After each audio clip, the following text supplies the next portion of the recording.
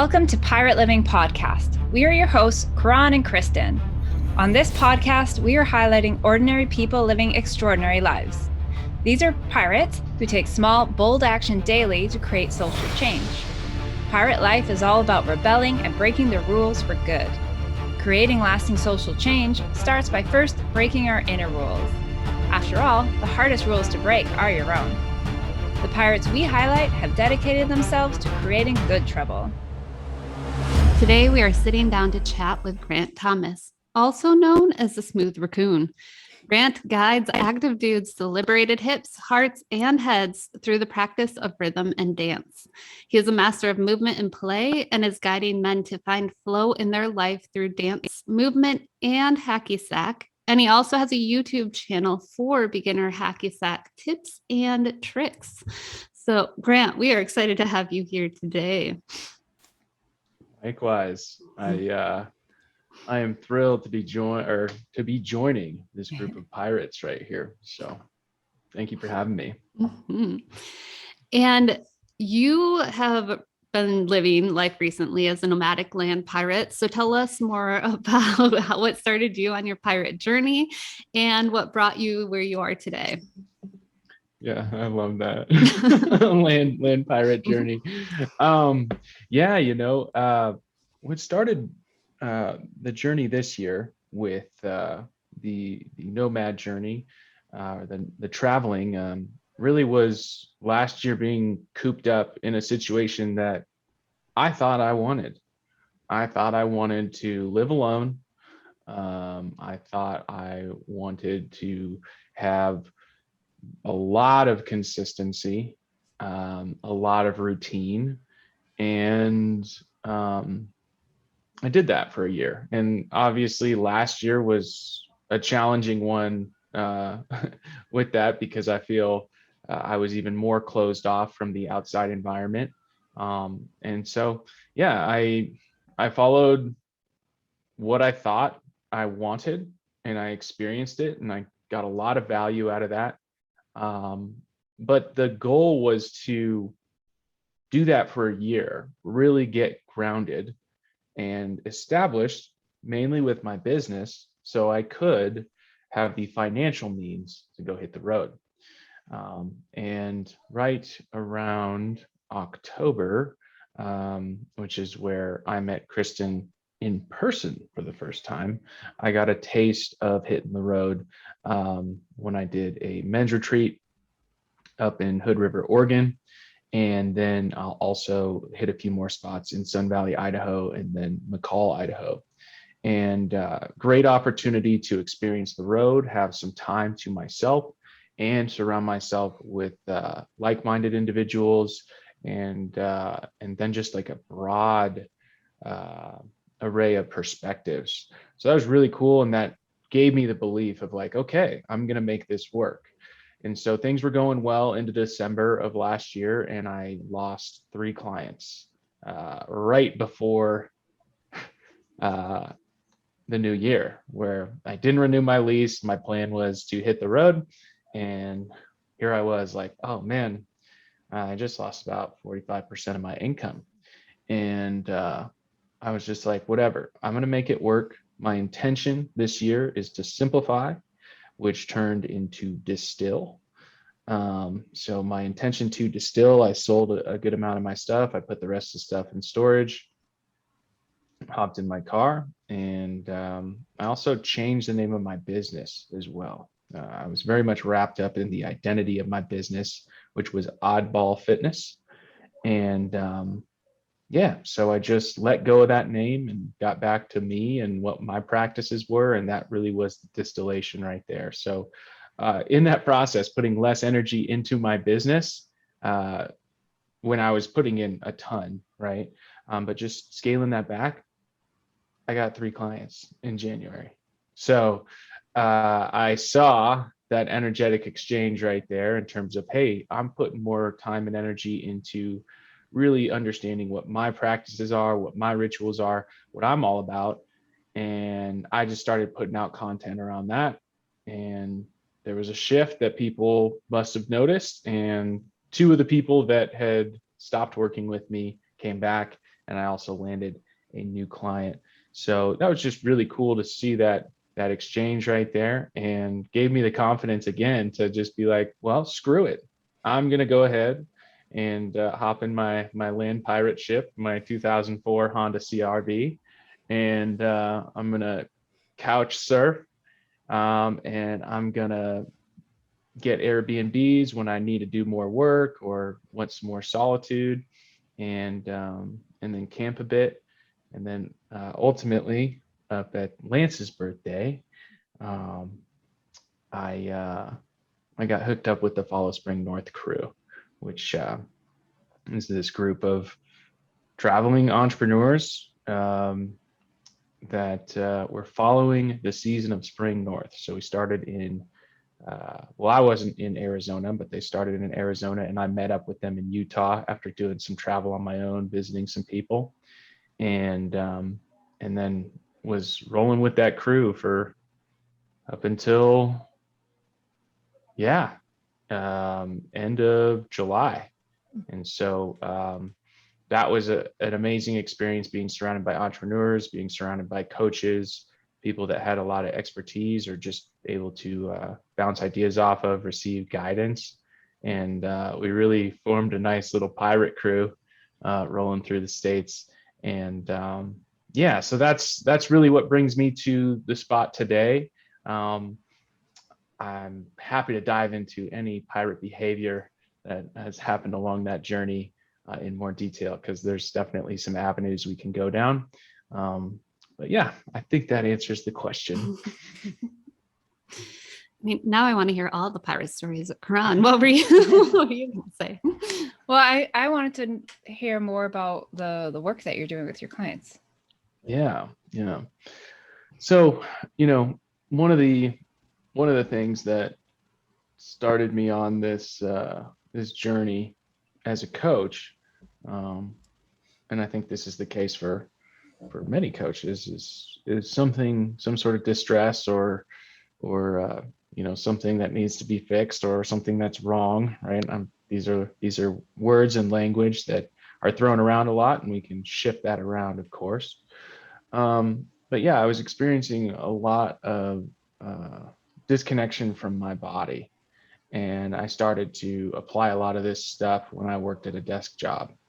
And so when I did take the leap from more of a corporate desk job to coaching, I had a lot of personal experience with going through a lot of the challenges that people deal with.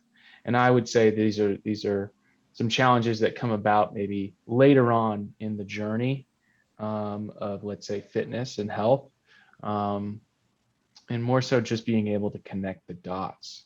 So I saw a lot of this stuff that was simply just, I would say, more minimal and based in natural movement and human developmental movement, and didn't require a lot of equipment. So that's what I gravitated towards. And so, working at a gym under somebody, then leaving that gym, and then being my own boss, working out of another gym in San Francisco, and then ultimately with COVID taking my whole business online, that has been the focus, is really making connections throughout the body, more so bridging the gap between the body and the brain, and then further the body and the mind, because the mind can really wreak some havoc, and with that can create beautiful things as well. So I saw a lot of this just weave together, let's say, over the last 3 years, going through a lot of, like I said, human developmental movement, primal movement, animal flow. I did a lot of stuff with typical or traditional, is it traditional? Functional fitness, I guess not, right? But using a lot of different weight and ways to load the body. And I found a lot of benefit in that. Yet mainly what I saw was, like, for me, I'm a generalist. I like to be ready. I like to play around, do fun things with my body. And a lot of times that doesn't really require too much weight. Of course, I want the ability to lift weight. I want the ability to be ready to do that stuff. But for my interests, I didn't see a lot of value, at least that was paying off towards my goals. So last year, I really bridged the connection between some strength-based stuff and I would say things that are more recovery oriented, and also like somatic movement and bridging the gap between the mind and the body. And the first thing that really got me started on this was a program that I did online last year called Active De-Stress. And that was all about taking action and de-stressing the body. And so neurologically, we want to stress our brain. We want to stress our body. Of course, doing that in ways that are sustainable, progressive, and ultimately aligned with our goals.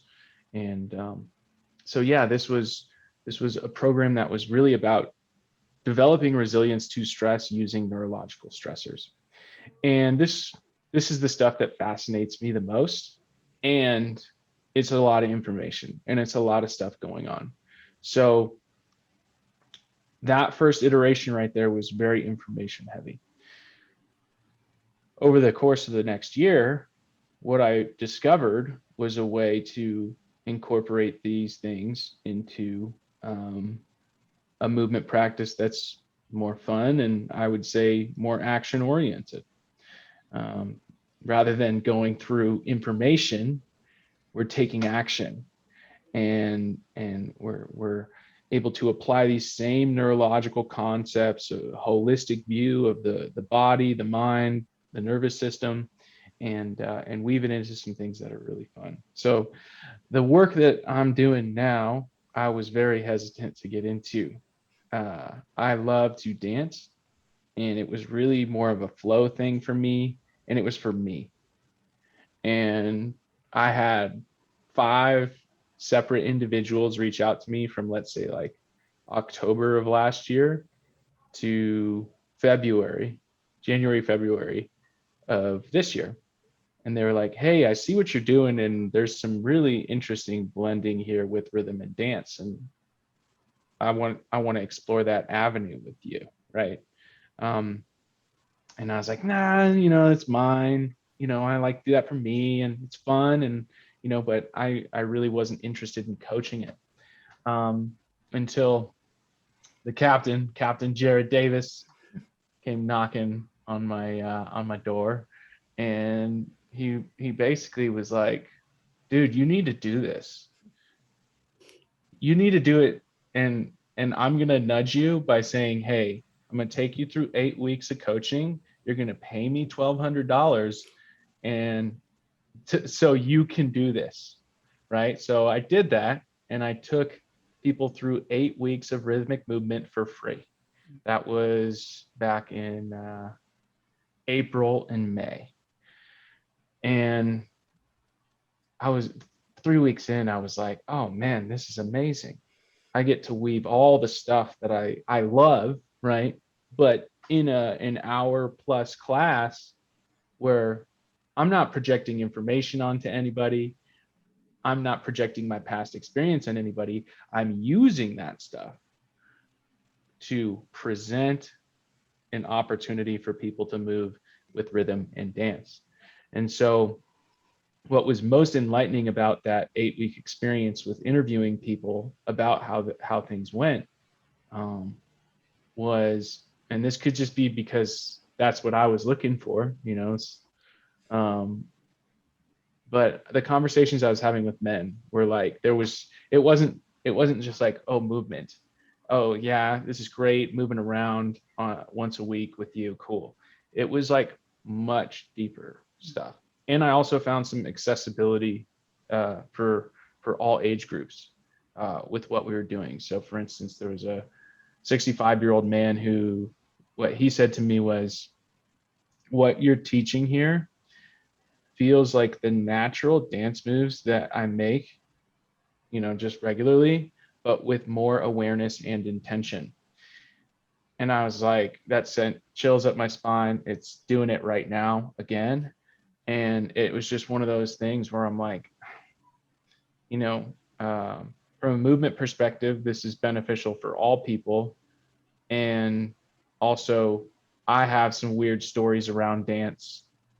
I know other men do, and there's a lot of hesitation to express through those means.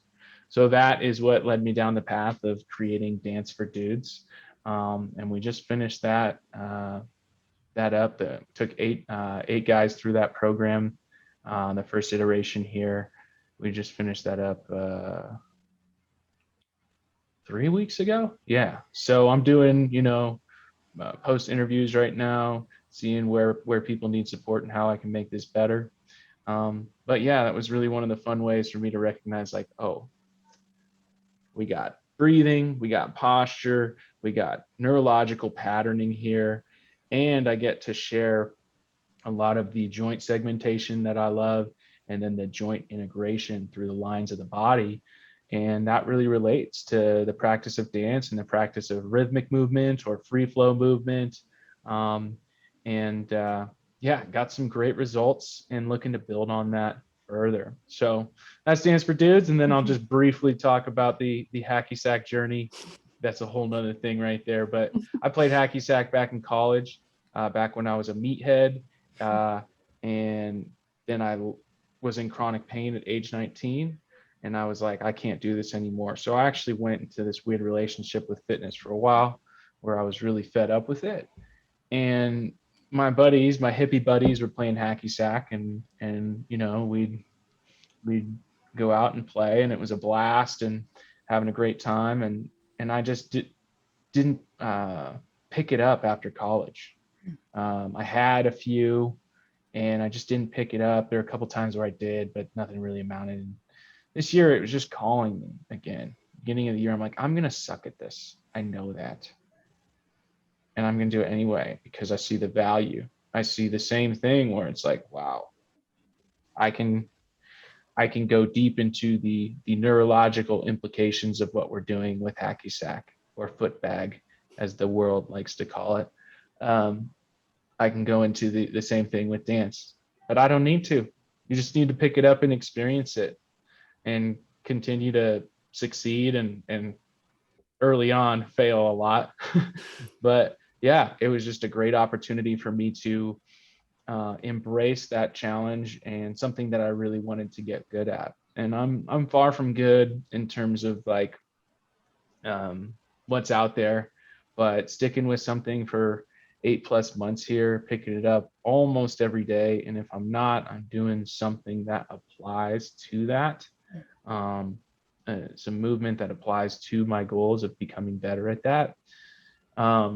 It's just been super fun. So I started posting Hacky Sack content, and then I was just had a lot of it. So I decided to create a separate Instagram called Footbag Man. And now that's just like straight up Hacky Sack videos. And then I started to get questions. Hey, where do I start? What Hacky Sack should I get? These sort of things. And so that's what led me to creating, I think I got 4 videos up on YouTube right now. And what's cool is if you go search around, there's a lot of people that are really good at footbag. And the videos on instruction are like, oh, you just learn this kick, you learn this kick, you learn this kick. You will be able to see that I'm not very good. And that makes me the best possible coach, the best possible instructor for you, because I know where you're at. I maybe just be a couple steps ahead of you. I met this guy at this one-day festival that we went to out in Chicago, and it was clear that he played soccer, but he came up to me and he was like, what is this? What is this? And I was like, it's footbag, man. And so like I started showing him some things, and then instantly he was able to stall it on his foot and then do some trick where he flipped over and stalled it on his other foot. A very common juggling trick for both footbag and football or soccer. So I was like, whoa, okay. So I knew exactly what to tell this guy. I was like, the feel's just different. you know all the things to do here. It's just a different feel. Buy one, play around with it, you know exactly what you're doing here.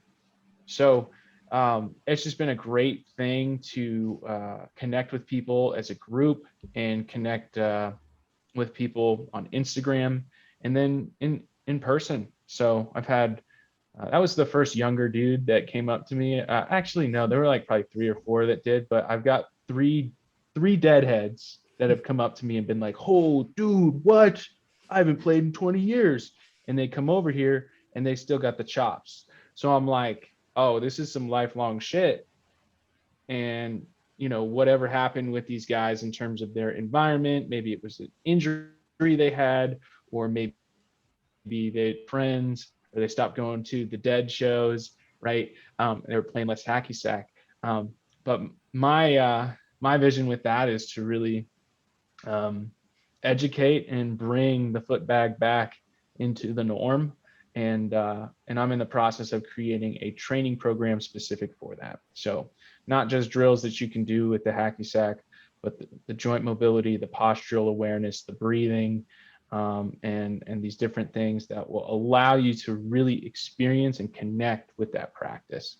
And so I'm bringing the movement chops, the movement perspective, and my journey to these things that interest me the most. And the more time and energy I put into those things, more people seem to be attracted to them. So gonna keep it up.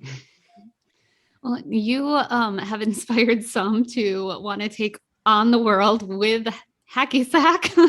As Sean said in one of our past episodes, that is his goal, to win over the world through Hacky Sack. So Yeah. you've inspired that. And since that's a social rebellion, that's the word I wanted, that's something Sean's been wanting to take on. What would you say your social rebellion is that you have? My social rebellion, I would say, just based on what I said, it's okay to suck at these things.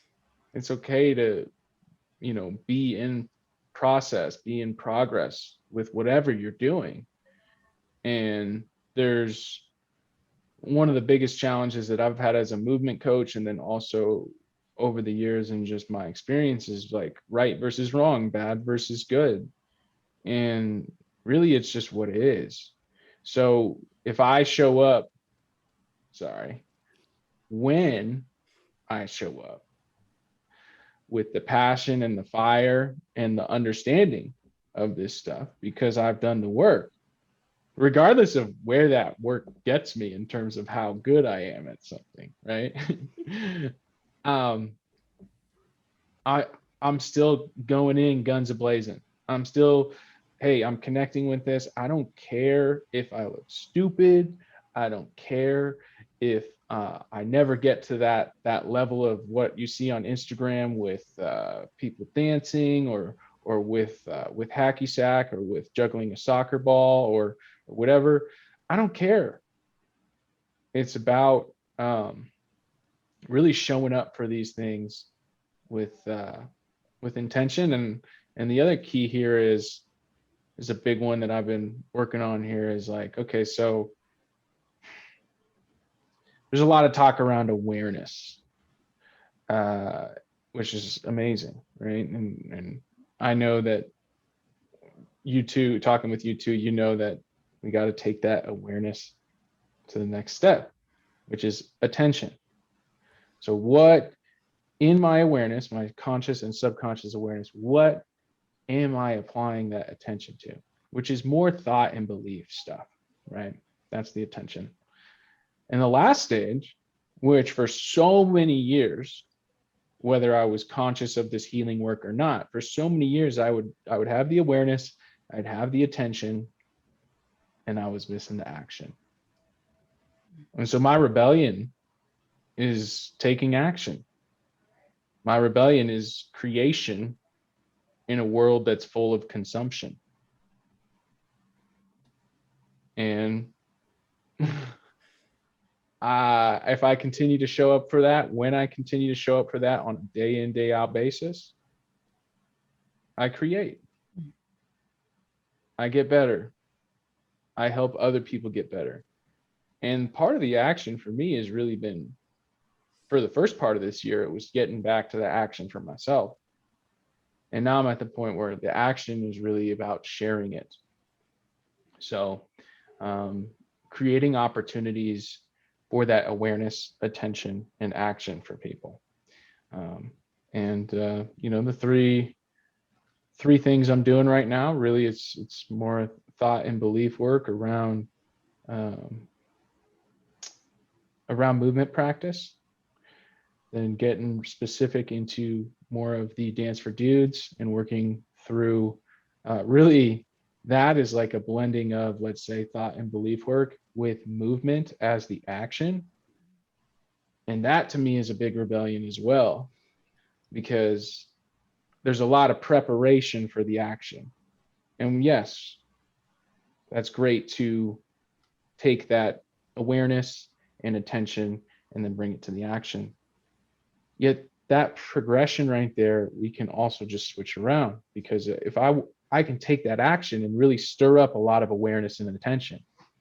So that's been a cool thing for me with the dance practice, is like really giving men an opportunity to feel into that stuff without the, oh, why am I doing this? What's the purpose of this? How is this helping me? It's like, how do you feel right now when you show up for this class?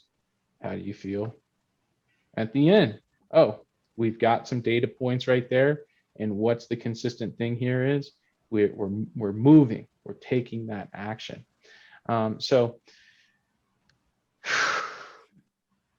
Yeah, rebellion in a few different ways, but shit, taking action, creating in a world that is full of consumption, and then providing something for people to consume with the intention of getting them to take action.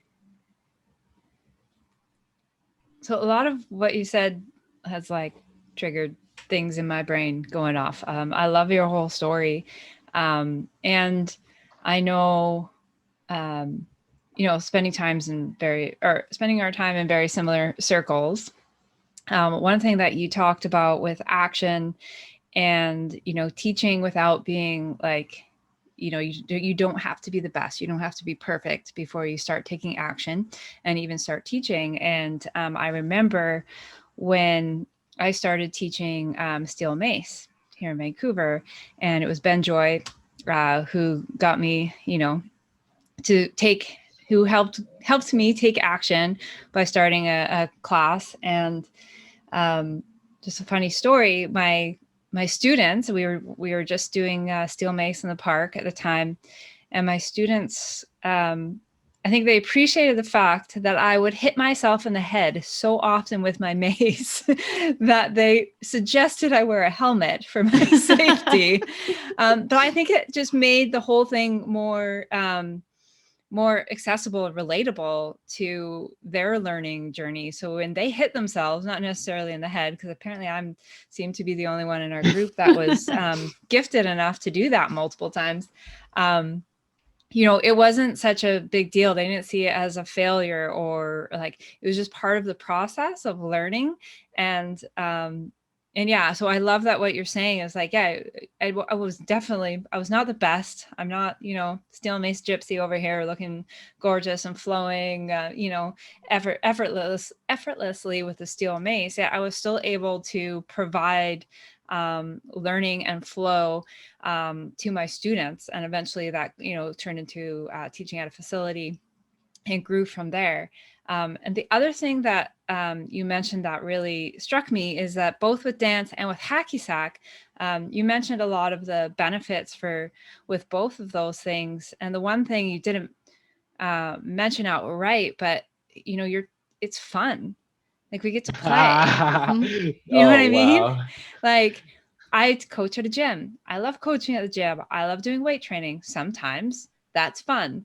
It's not always fun. Burpees aren't fun. Like, the air bike isn't fun necessarily. What? They're not? They're not. And when Kristen gets selfies of me like on the floor next to the air bike, like, that wasn't fun. but we can also, movement doesn't have to be hard and not fun. So I love that you're really incorporating fun in both of these things that you're teaching other people to do, because I think, and I'm in that, old enough to be in that crowd that in the 90s, when I was in college, I played hacky sack. And you're saying, Yes. just like what you were saying with like the deadheads, like, when did you stop? Well, we stopped when we stopped having fun. We stopped playing. When we became adults and we stopped having play and fun in our life, that's when I stopped playing hacky sack.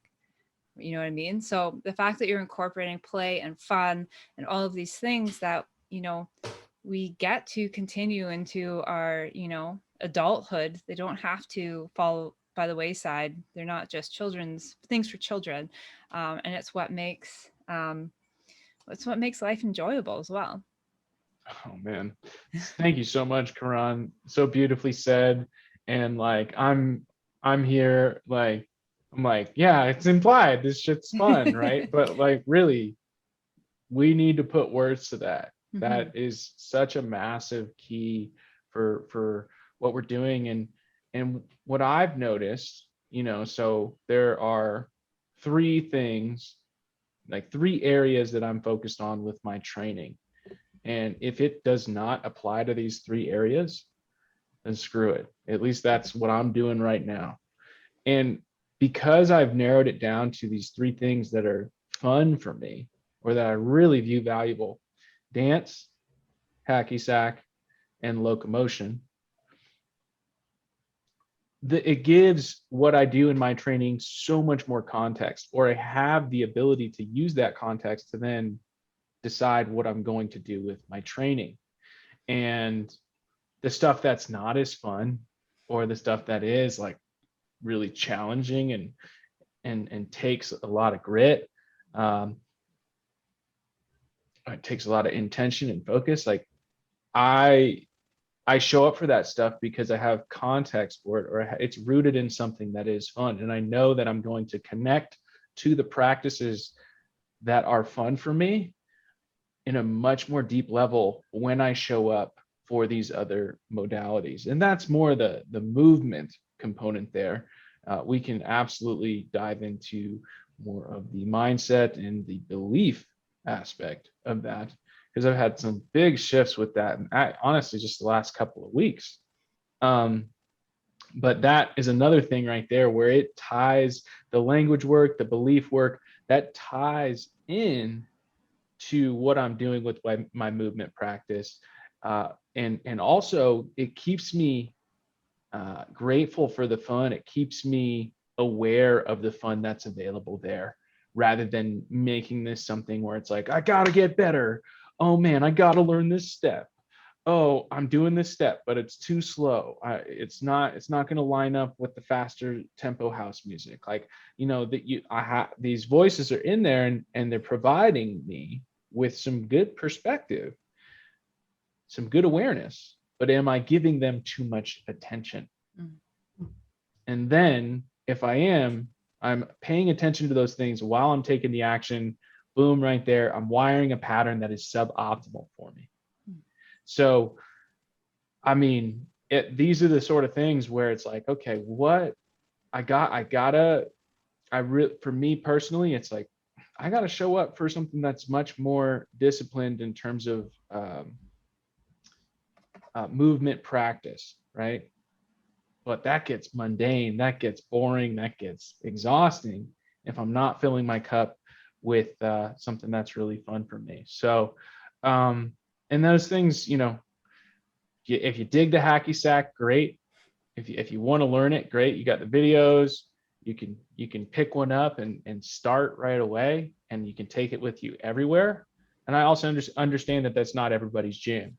Now, with dance, that's enough that I would argue, hey, we all need to be dancing, because that's a transcendent practice that one can make their own, right? So really, the fun of that is how expansive it is, and and then how liberating it is as well. And you get to do it to the music that you listen to. And if you're not listening to music, or you say you don't like music, well, then guess what? I guess I found somebody where dance is not suited for you, right? But yeah, so I just really appreciate what you said there, Karan, and weaving it in here, because it's super valuable that we say that. Well, with the mindset part, like going to that as well, like fun is a mindset, and being able to get to that place where you're willing to be the white belt, wanting to have fun. Like Karan said, as adults, we get to a point where we think it's time to stop having fun and life becomes mundane. So in that mindset piece of it, like what have you had to do, and what are you doing with the people you're working with too, to get that inner voice to rewire itself from I shouldn't be doing this. I used to think I couldn't dance because I was Dutch and grew up in the Midwest. So that was a story I got to rewire. What have you been rewiring for yourself, and how do you help others rewrite those stories? Yeah, absolutely.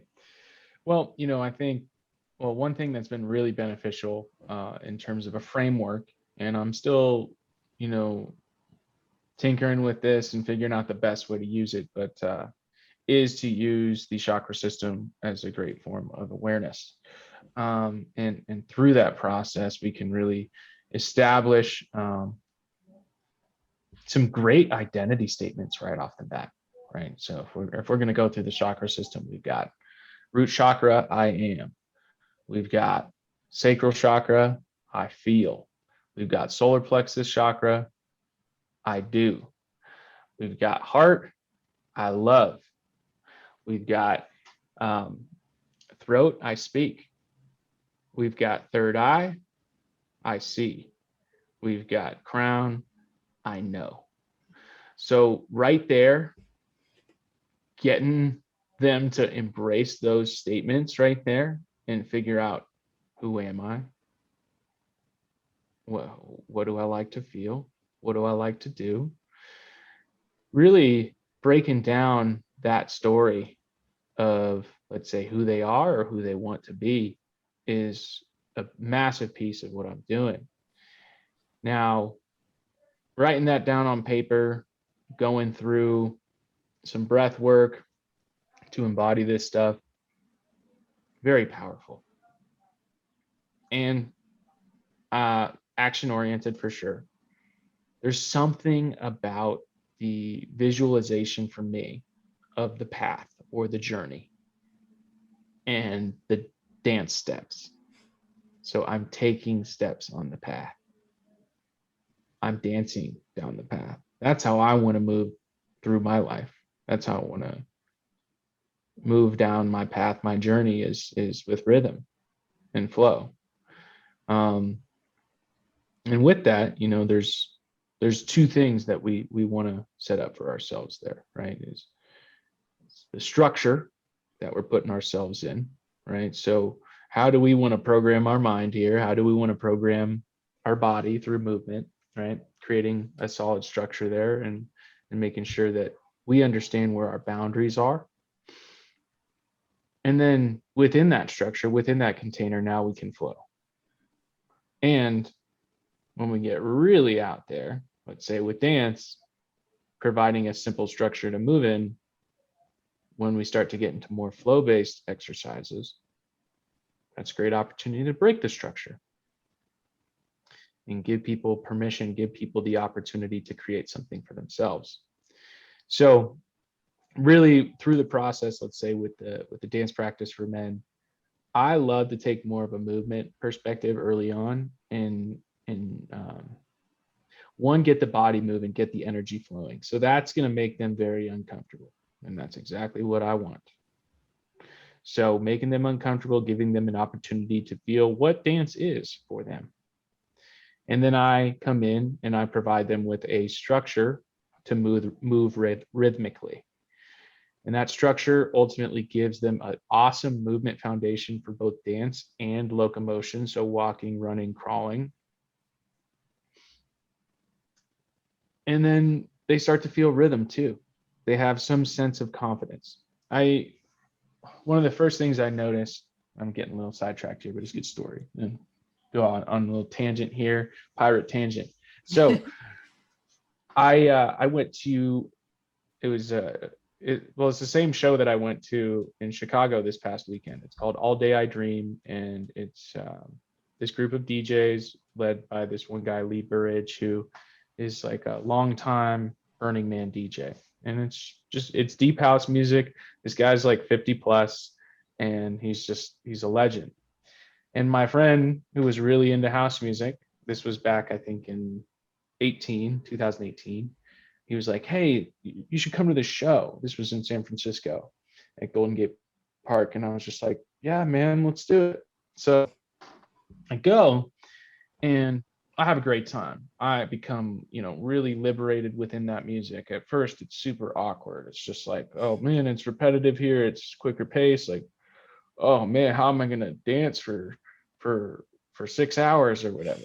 And sure enough, you start to settle in, and it's like, oh, I don't really need to be doing too much to feel the beat, to feel the rhythm. And what I saw was simply this very basic sidestep, right? Or something to that effect of people just stepping to the right, coming back to the center, stepping to the left, coming back to the center, right? So I saw this and I was just like, man, everybody's got their own version of this and their own personality. It really, like, it's the same thing. There's not a lot going on there, but I can look at that person, I can look at that person, I can be like, oh, two completely different people. I can tell something about that, right? And so that structure is that basic step structure that I take these men through is rooted in that side step or that back step or that front step or that cross step, similar to some of the things in steel mace right there. Mm-hmm. So we're getting very intentional and aware about our steps and pairing it to rhythm, and then weaving in some different patterning in that to get the mind working, or more so get the brain activated in these deep neurological ways that are related to the brain's main function, which is to survive, but more specifically, as humans, survival is movement. So the brain's main function is to move and to move in these patterns. So as we start to expand from that basic structure, the brain starts to activate in different ways. The brain starts to think more creatively and expansively. And so I love starting with more of a structured format there, with the opportunity to break it, with the opportunity to flow. And throughout that process, working up the chakra system, getting certain joints liberated, getting certain areas of the body liberated. I've taken a lot of inspiration from Tai Chi, more specifically the Dantians of Tai Chi. So a basic understanding of this is like you have this ball in your belly, or like that sits in your pelvis, and that's the lower Dantian, and that's the one that most people know about if they have any sort of Tai Chi background. But it also comes up to the middle Dantian and the upper Dantian. And so being able to liberate these areas, the hips, the heart, and the head physically, while doing some stuff about belief, giving them an opportunity to move through this, take action in liberating those areas, has been where I've seen the biggest shift. And yeah, it's just developing some confidence and trust for the body to move in these particular ways, and more so to be able to trust the rhythm. So I made playlists every week as we went through this, starting off with some things that were a little bit more opening and that we could stretch to, definitely incorporate some rhythm, all that. And then usually it'd end up getting into some house music, or something that's more flowy and experimental or organic, and providing opportunities for both. Hey guys, let's learn a few steps here. Very simple, basic house steps. Great. We got this down. Cool. Let's breathe for a bit. Now let's take it into something that's more expansive and flowy. And this comes from ecstatic dance. And more recently, I've really dove into Gabrielle Roth's work of the 5 rhythms, which is, I believe, what a lot of ecstatic dance is pulling from. But it's more of a free-flowing, energetic way of dancing, right? So the first one is flow, which is more feminine. And then the second one is staccato, which is more masculine. The third is called chaos, which is a combination of the two. And then the fourth is lyrical, which would be, I would say, more of tapping into what's going on in the song and developing more musicality. So musicality is the process of like picking up on different rhythms or syncopated tempos in songs and being able to flow in and out of that. And then the last one is stillness, which isn't being completely still. There's still movement, but it's very slow and exploratory and all of that. And each of these have some emotions and energy behind them. One specifically that stands out to me in staccato, which is more the masculine, is anger. And I noticed something I was using in my vernacular was trigger. Oh, that triggers me. But more specifically, when something angered me. And I recognized that I was ignoring that emotion, and that and how I found that was really through the movement of that staccato rhythm, where I'm like, oh, it's kind of angry. I'm moving with anger here. I'm moving with assertiveness and yeah, it was like very creative, but also very intense. And then this came up in conversation with another coach about trigger versus anger. And I was just like, man, the word trigger is just watering down this emotion for me, and I'm not able to experience it. So really, it's the structure and the flow, right? That helps these men, helps anybody liberate the hips, the heart, and the head.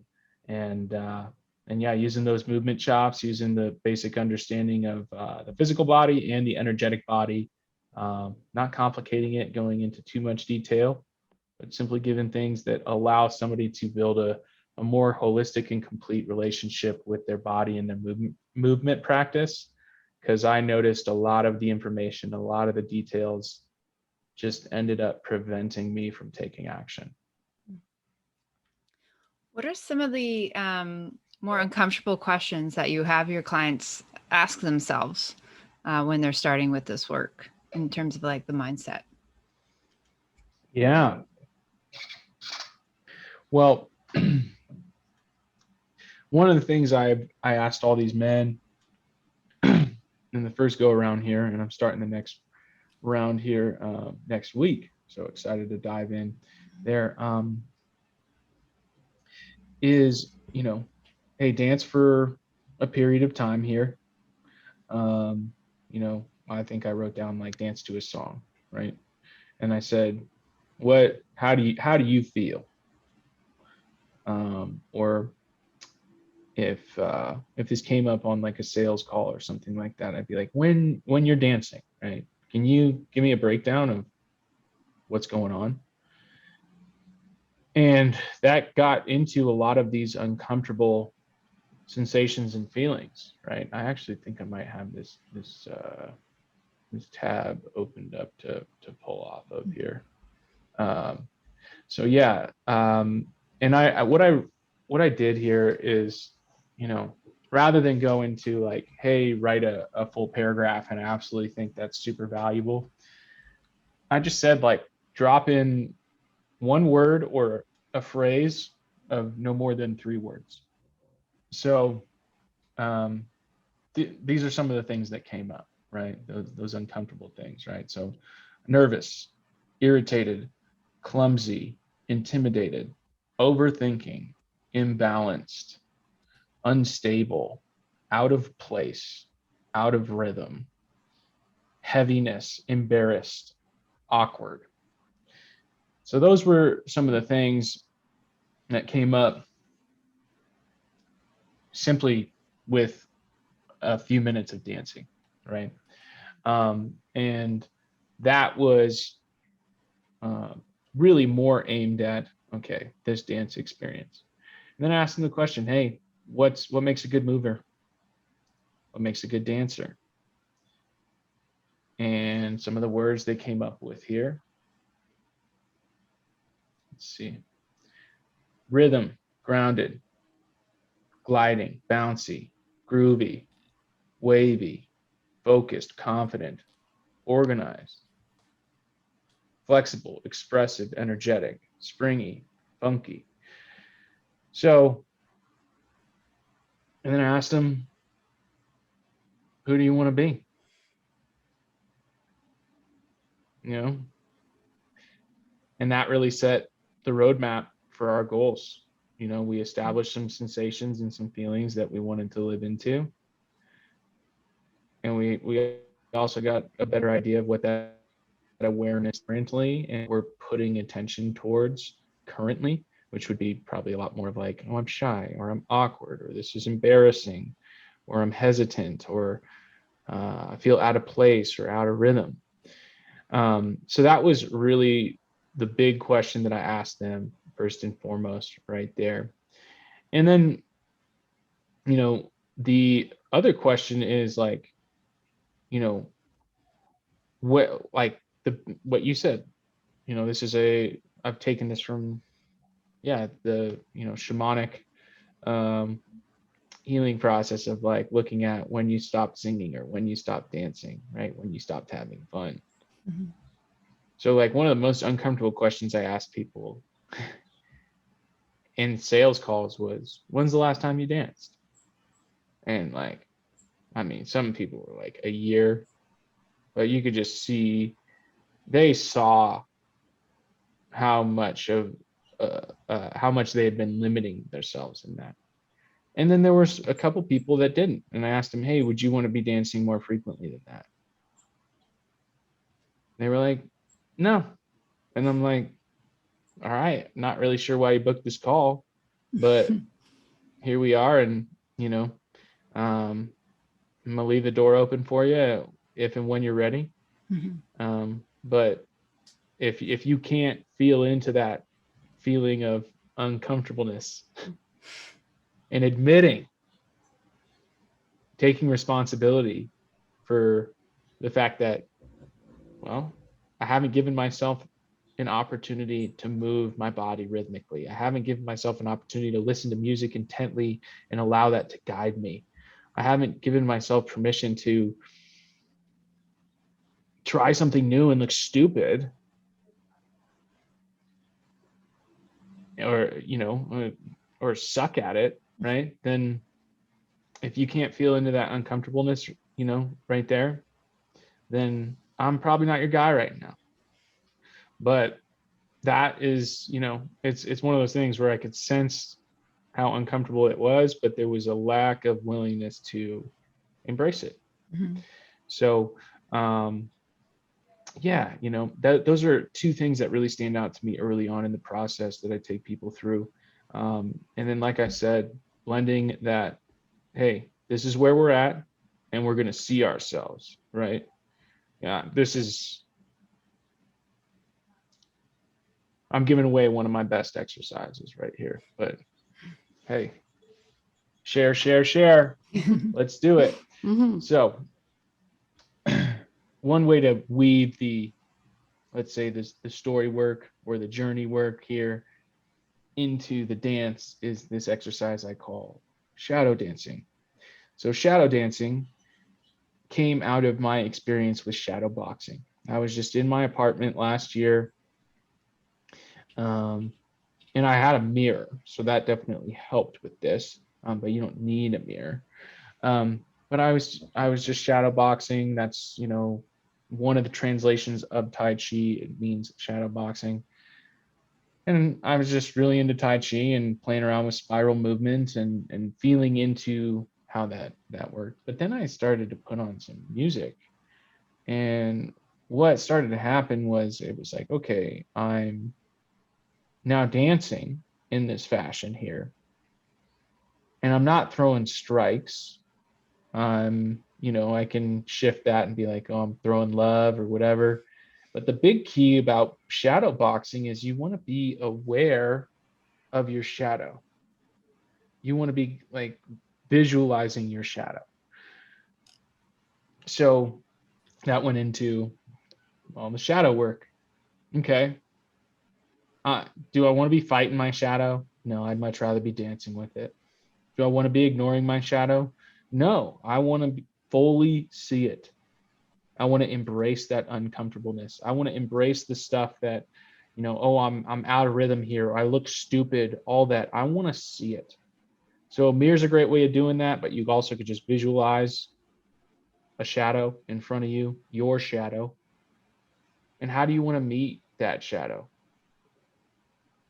With love or resistance? And so those are some of the exercises that I take these men through in Dance for Dudes. It sounds like you're giving a lot of permission to feel your feelings through the movement. Giving that permission to them to really get in touch with their feelings. That's the goal. Mm-hmm. I have a question about the Smooth Racoon, Grant Thomas. Where does the Smooth Racoon come from? Can you explain this to me? Yeah, absolutely. So, let's see. After college, I was going through some bins underneath my bed back at my parents' house, and I found this medallion. It's like little wooden medallion of a raccoon. It was on a string, really cheap string. Still on that string. I haven't found something cooler for it yet, but so yeah, I had this medallion, right? And it made me, and I turned it around on the back and it said Yosemite. And it made me think back to this experience that I had in Yosemite where, and I think I told this story to you, Kristen, but I haven't told it to all the people listening. So there we go. And we're on here. So if you've ever been to Yosemite, oh no, my flag. Yeah, there must be a raccoon that just unhooked it. Just so yeah, I was in Yosemite, and there's a Curry Village is like where the campsites are and the cabins, and there's like a food court. And so one evening we went to the food court and we grabbed pizza. So and the food court's like elevated by like 20 stairs. And so I walk down the stairs with my family with my slice of pizza, or maybe it was like an individual pizza in a box or whatever, right? And we're walking out to where our cabin is. So there's like a big grass area, and then it starts to become forest, and our cabin's in there somewhere. So I'm walking, and then the box or the plate of pizza is ripped out of my hands. And I turn around and I see my brother, and he's got his pizza, and I thought he did it as a joke. And I turn back around and I see this raccoon on its hind legs with my pizza waddling into the forest. So I can't be for sure because I don't remember buying the medallion, but I imagine it's from that trip. I had an experience with a raccoon, and I got the raccoon medallion, right? So I started wearing this after college, and later on, I was wearing it, probably till I was about like 26, and then just would wear it from time to time, but it wasn't like a daily thing. But I used to wear it every day, and just identified with the raccoon as an animal, and looked into what makes a raccoon, also more of the spirit animal stuff, and understanding the craftiness and And I would say at a time I was really like into how the raccoon just always finds a way to survive, right? But really, it's that's an aspect of it that I don't necessarily look at as much anymore, right? But the raccoon's, very crafty and creative, and so I just associated with that. Fast forward to Lance's birthday party up in Salmon Creek, Washington. Um, I didn't really have a lot for like a costume, so I had a bucket hat and some purple sweatpants and my raccoon medallion. So that's what I wore. And yeah, I've been known to be a smooth mover by other people's accounts. And I ended up dancing pretty smooth and hard that night. Um, and so really it was our buddy Alex Morningstar. He just the next morning he was like, "What's up, Smooth?" And he said me and Jody came up with a nickname for you, the Smooth Racoon. And I was just like, "Oh wow, that's a really good nickname. Please call me it as much as you like."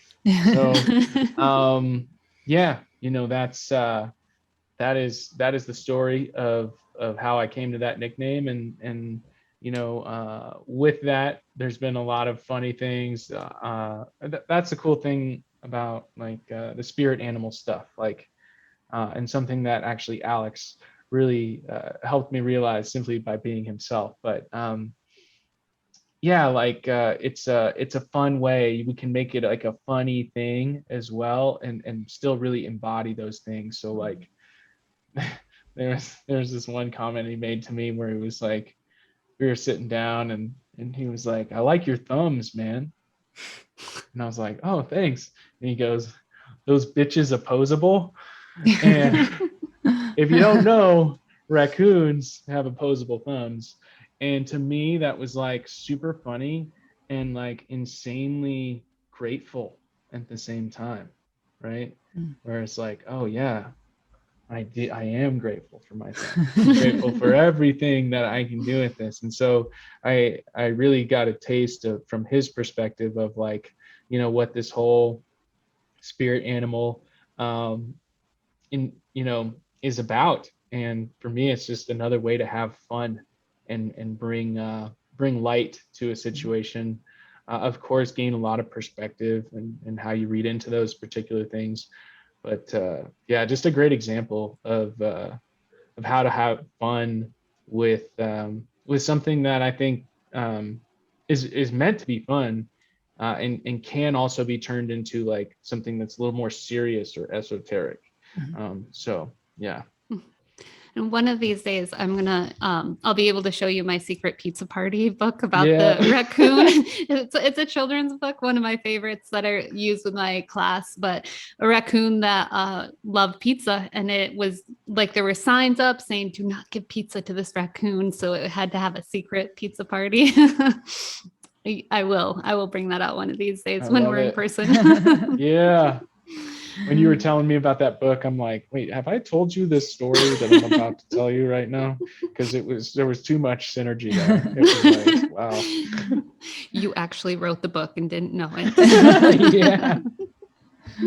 Inspired by real life events. Mm-hmm. So Grant, where can our listeners go to find out more about you? Yeah, well, my best place to reach me in terms of where I'm most active is on Instagram. Grant S. Thomas, all one word, no spaces or periods or dashes. So that is my name, and I'm sticking to it.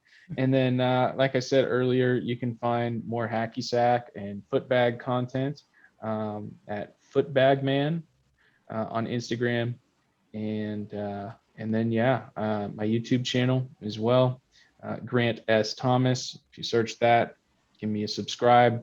There's hacky sack content up there. There's a lot of other things that I know they're valuable, right? That's just been unfocused over the years. So my intention moving forward with that channel is to be a lot more focused in what lights me on fire, and and uh, and share from the most authentic place. So stay tuned for that. I'll keep that stuff coming.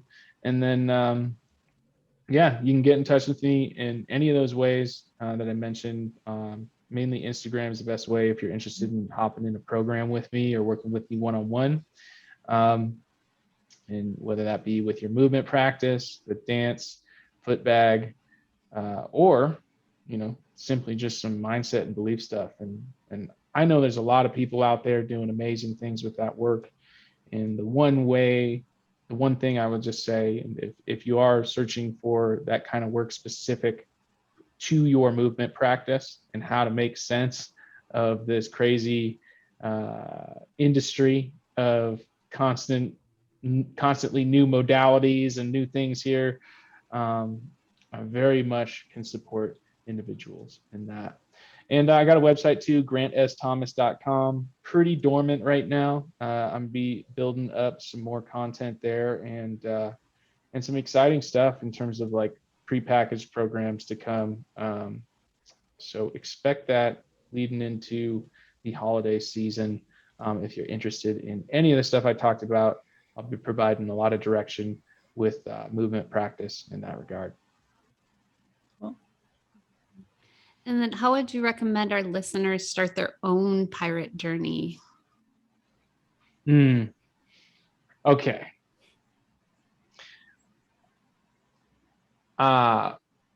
One, get a fanny pack. Important. Because you don't want shit in your pockets when you're out there doing pirate stuff. No. Okay. You need it on your booty. You need it on your booty, you need it on your hip, or you can wear it as a sash, whatever, right? But you got all your stuff there. Okay. 2, get a foot bag. It's on its way. There may be one in my house. and hopefully, I'll have these by the time this releases, but I just got some custom foot bags made. Are they corduroy? No, they are not corduroy. That'll be the second iteration. Right now, just proof of concept, getting it together. So it's a foot bag man.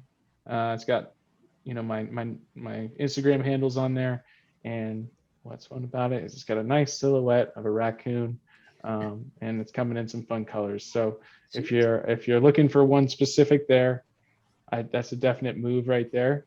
And yeah, I mean, I would say figure out something cool to wear on your head, So like in my what I would call my it'd be the Smooth Racoon starter pack, right? That's what it would be. It'd be like a fanny pack, and then a couple foot bags in there, maybe usually a beanie or a headband, right? So if that's what I recommend right there in terms of those. And in terms of taking more action steps with it, do some things that make you uncomfortable, but you see the value in doing them, right? And if you suck at them or you feel you're not good at them, at least you can look back and be like, hey, this is fun, or this provides value to my life. And watch how the things that are going to support those things, watch how the practices in your life start to orient themselves to the stuff that you're doing that is challenging, uncomfortable, and fun. Because here's a hot take right here. Failure is fun. I mean, one of the things that I love about Footbag is the expression of emotions. And that would be the other thing. Express your emotions.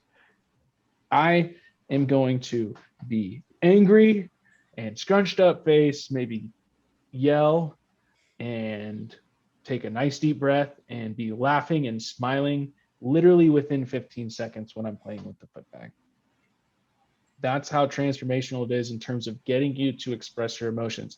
I guarantee you, if you focus on something, let's say Footbag in this case, with that sort of intention, you're going to find enjoyment you're going to find value in both the success and the failure of that. So, yeah, good little list there. I hope that's a nice little starter pack for those pirates to be out there. Last question, the most important question. Do you know any pirate jokes? Oh man, I wish I would have done some research here. Well, you said you can show us a pirate joke with your hacky sack. Yeah, so you did. We're a bit curious about that. Yeah, so what? Maybe we'll have to post like at least this clip, so people can be like, "Oh, this guy is actually funny." So yeah, I was trying to think up some because I remember putting that down in the chat where I was like, "Oh, okay." Yeah, I don't really have anything, but I could show it. Let's get the lighting right here. Let's figure this out. But yeah, so this is just a great way to embody a pirate while you're playing Hacky Sack, and hopefully I can get it on this first try right here. So let me see if I can get the full thing in here. All right, cool. So, well, let's see. Not quite, almost got it, right?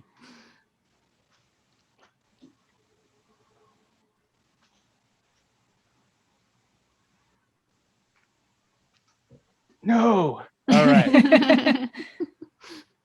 Folding under pressure here.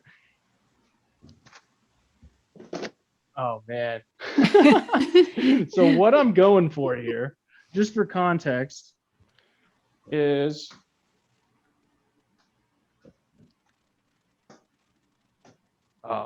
this is super embarrassing. All right, there we go. There. This is the parrot stall. Like it. Can you even see it? Oh, there Yep. it is. Yeah. There. All right, there we go. So that's the parrot stall.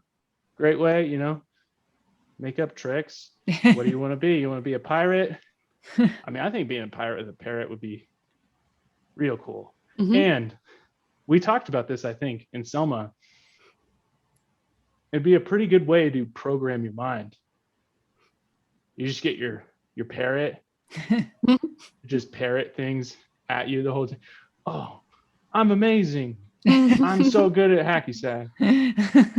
I'm going to change the world with Hacky Sack, whatever it may be, right? So that's my trick right there.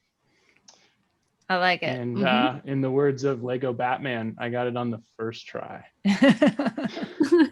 Well done. The Hacky Sack parrot. Well, this has been a lot of fun, Grant, getting to know you and all your story and what you're doing. So yeah, thank you for spending some time with us today. And this has been fun. Thank you both. Really great perspective from both of you. Great questions. And thanks for pulling it out of me. I really enjoyed this conversation. And I love what you're doing with this pirate living. So thank you. Thank you. And keep being smooth. Oh, I will. It's rock and roll, guys. There are no rules. This one goes to 11.